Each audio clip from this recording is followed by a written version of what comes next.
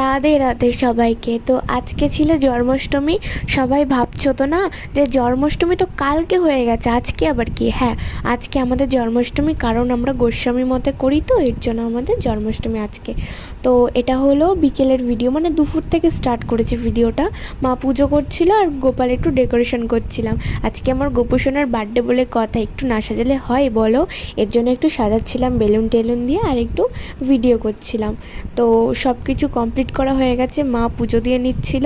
তারপরে আর কোনো সেরকম ভিডিও করতে পারিনি, কারণ প্রচুর ব্যস্ত ছিলাম, কার বার্থডে বলে দেখতে হবে তো না।